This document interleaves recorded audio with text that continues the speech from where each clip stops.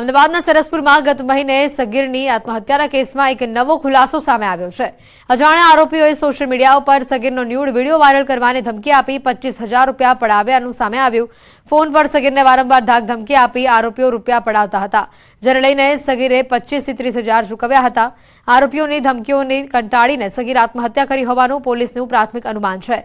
સગીરના મોત બાદ ઘરમાં મૂકેલા રૂપિયાની ગણતરી કરતા તેમાં ઘટ જણાતા કિશોરના પિતાને શંકા ગઈ હતી, જેથી ફોન ટ્રેક કરતા સમગ્ર બાબતની જાણ થઈ હતી। ત્યારે મૃતકના પિતાએ આ મામલે શહેર કોરડા પોલીસ મથકમાં ફરિયાદ નોંધાવી છે। जो 2 मोबाइल नंबर से धमकियां आ रही थी, उन 2 मोबाइल नंबर को हमने ट्रेसिंग में डाला और उनका लोकेशन हमें एक जगह का आ रहा है। गुजरात के अंदर का नहीं है, ये बाहर का है। इसके लिए हम तुरंत ही टीम रवाना कर रहे हैं और जैसे हमें आगे कुछ इन्फॉर्मेशन मिलती है उस हिसाब से हम इन्वेस्टिगेशन में प्रोसीड करेंगे। અમદાવાદમાં પોસ્ટ ઓફિસ એજન્ટ તરીકે કામ કરી છેતરપિંડી આચરવાનો ગુનો સામે આવ્યો છે।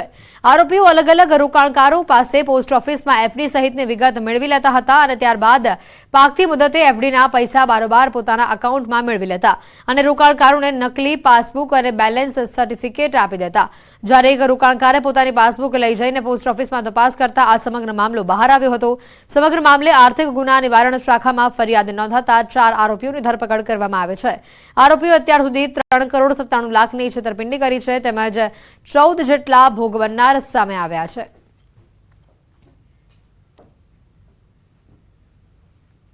એજન્ટે મને પાસબુક ખોટી આપી છે અને બીજા વિડ્રોલ કરેલા છે, ટ્રાન્સફર ટચ કરેલા છે। ટોટલ 27,75,000ની મારે ફ્રોડ થયેલ છે। મને 2-2.5 વર્ષ પછી ખબર પડી। મને પોસ્ટ ઓફિસમાંથી એક ભાઈએ કીધું કે તમે ચેક કરાવો, આ માણસ ફ્રોડ છે।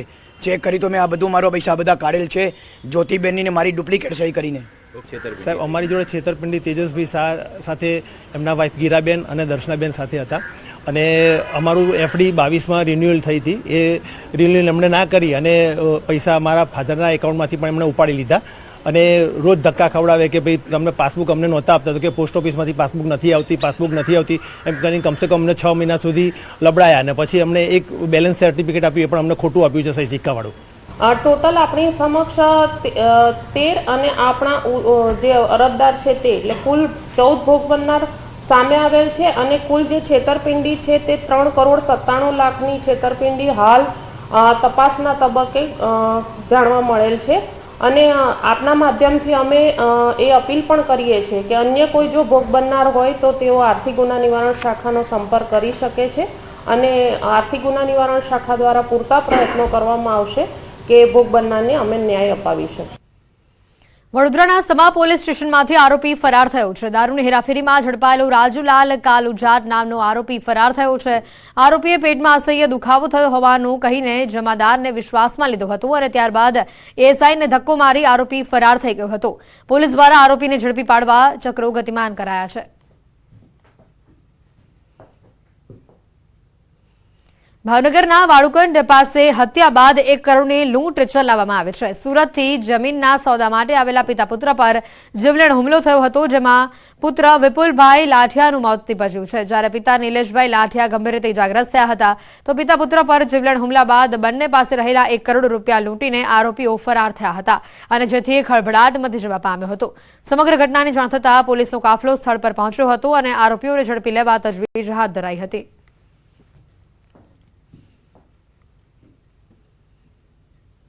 બાબતે બંને પક્ષ વચ્ચે બોલાચાલી થાય છે અને મારામારી થાય છે, જેમાં એક ફરિયાદી પક્ષના પુત્રનું મોત નિપજવામાં આવેલા છે અને હાલમાં આ અનુસંધાને ફરિયાદ લેવાનું ચાલુ છે અને ટીમો બનાવી આરોપીને પકડવાની કાર્યવાહી ચાલુમાં છે।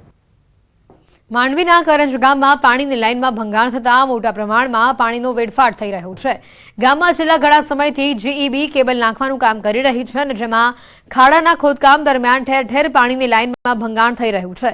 હાલ ગામમાં પાણીની પાઇપલાઇનમાં ભંગાણ થતાં આજુબાજુના ખાડામાં પાણી ભરાઈ રહ્યા છે અને જેના કારણે તળાવ જેવી સ્થિતિનું નિર્માણ થયું છે। અહીંયા બાજુમાં જ શાળાઓ આવેલી છે, જેથી બાળકોને ભારે અગવડતા પણ પડી રહી છે।